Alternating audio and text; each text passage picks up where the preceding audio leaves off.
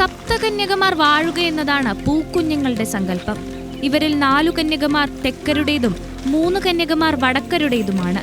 തെക്കരുടെയും വടക്കരുടെയും അകമ്പടിയോടെയാണ് പൂക്കുഞ്ഞുങ്ങൾ കഴകത്തിനകത്തേക്ക് പ്രവേശിക്കുക.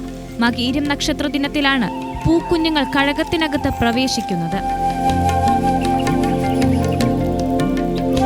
കുളങ്ങാട്ട് മല ധർമ്മശാസ്താവിന്റെ സന്നിധിയിലെത്തി പൂക്കൾ ശേഖരിച്ച് ശാസ്താവിനും തലക്കാട്ട് ക്ഷേത്രത്തിലും അർപ്പിച്ചതിനു ശേഷം നിലമംഗലം കഴകത്ത് അച്ഛന്മാരുടെയും തെക്കരും വടക്കരുടെയും സാന്നിധ്യത്തിൽ തമ്പുരാട്ടിക്ക് തൃപ്പാദ പുഷ്പാർച്ചന നടത്തിയാണ് പൂക്കുഞ്ഞുങ്ങൾ കഴകത്തിലേക്ക് പ്രവേശിച്ചത്.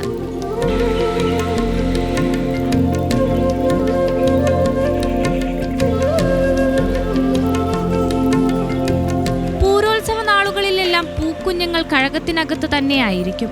പൂരോത്സവ നാളുകളിൽ പുലർച്ചെ 6 മണിയോടെ പൂക്കാരനൊപ്പം കുട്ടികൾ കുളങ്ങാട്ട് മല കയറും.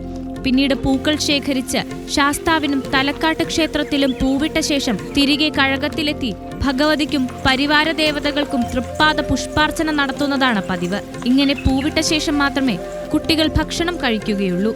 പൂരം നാളിൽ പൂരം കുളി കഴിഞ്ഞ് കഴകത്ത് നിന്നും ഭഗവതിയുടെ മഞ്ഞൾ പ്രസാദവും വാങ്ങിയ ശേഷം മാത്രമാണ് കുട്ടികൾ തിരികെ വീട്ടിലേക്ക് മടങ്ങുക. ന്യൂസ് മലയാളം, കാസർഗോഡ്.